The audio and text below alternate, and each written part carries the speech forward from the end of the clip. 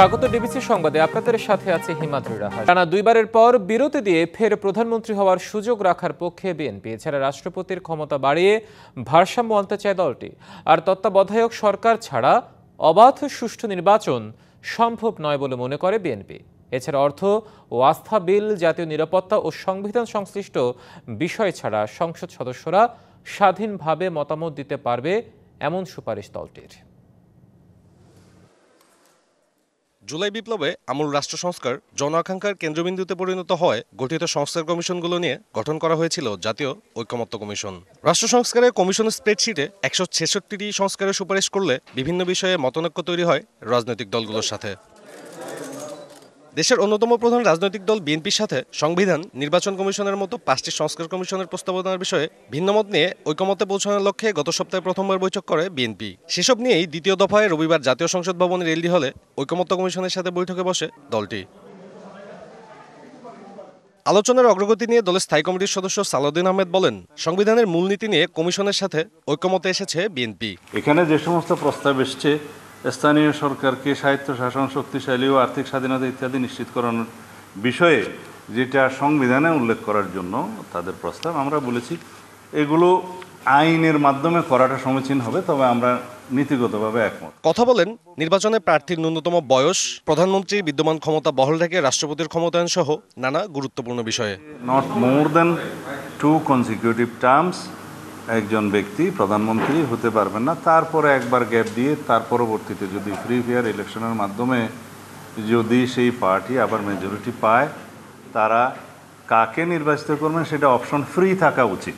Article 48 subsection 3-র পরে একটা নতুন সেকশন ইনক্লুড করা, রাষ্ট্রপতির হাতে আরও বেশি ইন্ডিপেন্ডেন্ট কিছু সিদ্ধান্ত গ্রহণের ক্ষমতা দিয়ে যায় আইন প্রণয়নের বিষয়ে, ওনারা মোটামুটি একমত হয়েছেন আমাদের সাথে। দ্বিতীয় পর্বে জাতীয় ঐকমত্য কমিশনের সাথে একই জায়গায় আবারও আলোচনায় তত্ত্বাবধায়ক সরকার ব্যবস্থার উপর জোর দেয় বিএনপি। আর্টিকেল 58 এবং 58 কেয়ারটেকার সম্পর্কিত যে সমস্ত বিধানগুলো সেটা রিইনস্টেট হয়ে যাবে আমরা ধরে নিতে পারি, তবে সেটা ত্রয়োদশ সংশোধনী বাতিলের যে রায়টা পেন্ডিং আছে রিভিউতে, সেটা ফাইনাল হওয়ার পরেই পুরোপুরি হবে। এখন প্রধান উপদেষ্টা কিভাবে, কোন ক্যাটাগরি থেকে কিভাবে আসবেন সেই পদ্ধতিগত বিষয়ে আমরা পুরোপুরি একমত হতে পারিনি। স্থানীয় সরকার স্বায়ত্তশাসন সংবিধানের মাধ্যমে নয়, আইনের মাধ্যমে করা উচিত। স্থানীয় সরকার নির্বাচনে দলের প্রতীক থাকবে না, এ ব্যাপারেও বিএনপি একমত বলে জানান সালাউদ্দিন আহমেদ। এটাও আইনের মাধ্যমে করা যায়, তবে নীতিগতভাবে একমত। সাব্বির রোজ, ডিবিসি নিউজ, ঢাকা।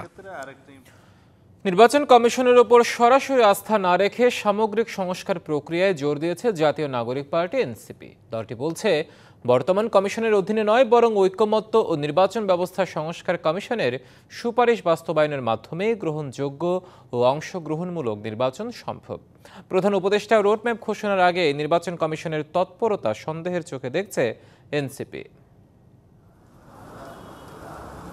রোববার প্রধান নির্বাচন কমিশনার এএমএম নাসির উদ্দিনের সঙ্গে বৈঠক হয় জাতীয় নাগরিক পার্টির 5 সদস্যের প্রতিনিধি দলের। পরে এ নিয়ে সাংবাদিকদের ব্রিফ করেন দলের মুখ্য সমন্বয়ক নাসির উদ্দিন পাটোয়ারি। প্রধান উপদেষ্টার আগে নির্বাচনী রোডম্যাপ নিয়ে ইসি কথা বলায় সন্দেহ প্রকাশ করেন তিনি। কোনো জায়গায় কথা বলার জন্য নির্বাচন কমিশন নিজেদের জায়গা থেকে সতর্ক থাকবেন, এবং প্রধান উপদেষ্টা যে কথা বলেছেন যে একটি ডিসেম্বর থেকে জুনের মধ্যে যে নির্বাচন, সেই বিষয়ে তারা কাজ শুরু করার জন্য করতে পারে, কিন্তু রোডম্যাপ বা সরকার থেকে কোনো দিক নির্দেশনা আসার আগেই যখন তারা নিজেদের থেকে কোনো কথা বলে থাকেন, সেটা নিয়ে আমরা একটু সন্দেহ পোষণ করি। সংস্কারের মাধ্যমেই হবে নির্বাচন, ইসিকে সে পথে হাঁটতে আহ্বান জানান মুখ্য এই সমন্বয়ক। যাতে সংস্কারের বিষয়গুলোকে ফোকাস করা হয়ে থাকে এবং সংস্কারের মধ্য দিয়ে একটি নতুন নির্বাচন আসে, সেই বিষয়ে আমরা তাদেরকে, যাতে নির্বাচন কমিশন সেদিকে ধাবিত হয়, সে বিষয়ে তাদেরকে কাজ যাতে নেয় বাংলাদেশের জনদাবির মুখে, সে বিষয়ে তাদেরকে আমরা দাবি জানিয়েছি। গত 3 নির্বাচনের সঙ্গে জড়িতদের তদন্তের মাধ্যমে বিচারের আওতায় আনার দাবি জানানো হয়। ঋণ খেলাপিদের বিষয়ে ইসিকে নির্বাচনের 3 মাস আগে সিদ্ধান্ত নেওয়ার কথা বলা হয় বৈঠকে। ঋণ খেলাপি হয়েও এবং তাদের যে হলফনামা নির্বাচন কমিশনে। নূপুর মাহমুদ, ডিবিসি নিউজ, ঢাকা। স্থানীয় সরকার কাঠামো এবং নির্বাচন পদ্ধতিতে বড় ধরনের পরিবর্তন আনার সুপারিশ করেছে স্থানীয় সরকার সংস্কার কমিশন। সুপারিশ অনুযায়ী ইউনিয়ন, উপজেলা ও জেলা পরিষদের চেয়ারম্যান এবং পৌরসভা ও সিটি কর্পোরেশনে মেয়র পদে জনগণের সরাসরি ভোটে নির্বাচন হবে না। প্রথমে সদস্য বা কাউন্সিলরদের সরাসরি ভোটে নির্বাচিত করা হবে, পরে তাদের ভোটে চেয়ারম্যান মেয়র নির্বাচন করা হবে।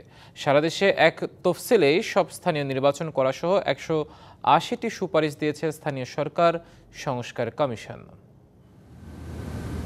রবিবার রাষ্ট্রীয় অতিথি ভবন যমুনায় প্রধান উপদেষ্টার কাছে সুপারিশ জমা দেয় স্থানীয় সরকার সংস্কার কমিশন।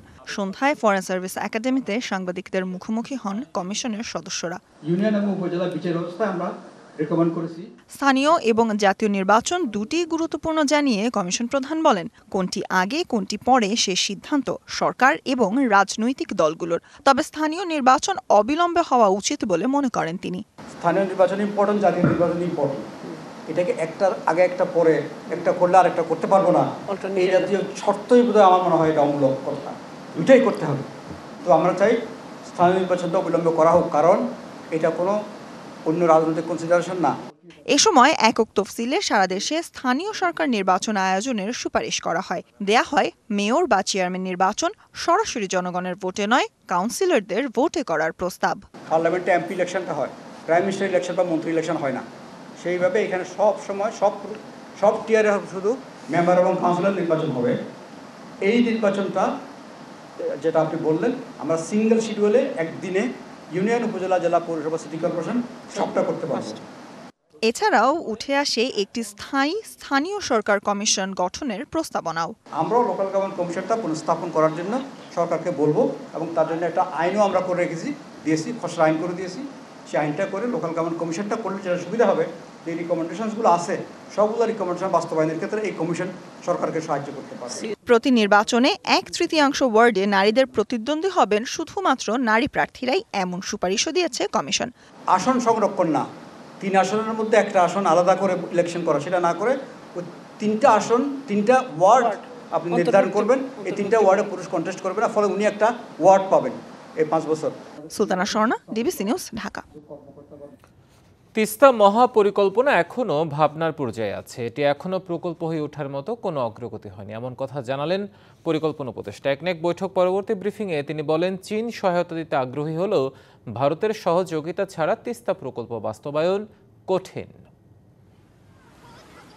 চীনের দুঃখ ছিল হুয়াংহো নদী, আর বাংলাদেশে উত্তরাঞ্চলের কান্না মরা তিস্তা। উজানের দেশ ভারত পানির ন্যায্য হিস্সা না দেয়ায় পুরো অঞ্চল যেন ধীরে ধীরে অনেকটাই মরুতে রূপ নিচ্ছে। অন্তর্বর্তী সরকার ক্ষমতা নেয়ার পর আশা জাগাচ্ছিল চীনা সহায়তায় তিস্তা মহাপরিকল্পনা বাস্তবায়নের, কিন্তু পরিকল্পনা উপদেষ্টা জানালেন সে আলোচনা এখনো প্রকল্প হয়ে ওঠার মতো পরিপক্ক হয়নি।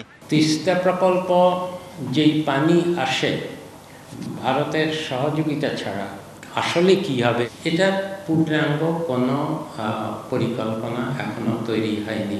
একটা নকশা ধরনের চীনের পক্ষ থেকে বেশ কয়েক বছর আগে দেওয়া হয়েছিল, কিন্তু এটাকে ঠিক প্রকল্প বলা যাবে না। উপদেষ্টা জানান, প্রধান উপদেষ্টার সভাপতিত্বে একনেক সভায় অনুমোদন দেয়া হয়েছে প্রায় 13,000 কোটি টাকা ব্যয়ে বে টার্মিনাল প্রকল্পের। চট্টগ্রামে এ সমুদ্র বন্দর নির্মাণে 9,333 কোটি টাকা ঋণ দেবে বিশ্বব্যাংক। বাংলাদেশের সমুদ্র বন্দর তো চিটাগাংকেই বলা হয়, কিন্তু চিটাগাং তো আসলে সমুদ্র বন্দর না, চিটাগাং হলো একটা নদী বন্দর। বে টার্মিনাল এই অনেক দিন ধরে এর সম্বন্ধে আলাপ আলোচনা হচ্ছিল, কিন্তু শুরু হচ্ছিল না কিছুতেই। এটা আমরা আজকে পাশ করে দিয়েছি। বৈঠকে রোহিঙ্গা সংকট মোকাবিলায় 394 কোটি টাকা ব্যয় বাড়িয়ে 2,382 কোটি টাকার একটি প্রকল্পের দ্বিতীয় সংশোধনী অনুমোদন দেয়া হয়। আমাদের এখন চিন্তা হলো যে যুক্তরাষ্ট্রের এখনকার যে নতুন ট্রাম্প অ্যাডমিনিস্ট্রেশনের পলিসি, তাতে করে আমরা রোহিঙ্গাদের এই যে অনুদান আমাদের প্রয়োজন হয়, এটা ভবিষ্যতে কীভাবে বা ইউএনওর মাধ্যমে আমরা কতটুকু সেটা পেতে পারবো। এর আগে প্রধান উপদেষ্টার সভাপতিত্বে অনুষ্ঠিত হয় অন্তর্বর্তী সরকারের ৮ম একনেক সভা। এতে 24,247 কোটি টাকা ব্যয়ে 16টি উন্নয়ন প্রকল্প অনুমোদন দেয়া হয়। মুস্তফা মাহবুব, ডিবিসি নিউজ, ঢাকা।